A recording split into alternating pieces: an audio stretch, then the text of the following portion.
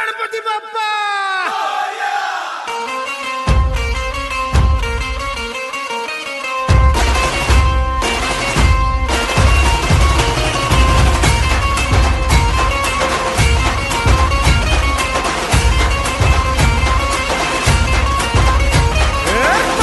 नमन करुणी वंदन इडा मांडून इडा देवाला इडा गावाला इडा पाटलाला इडा मंडळीला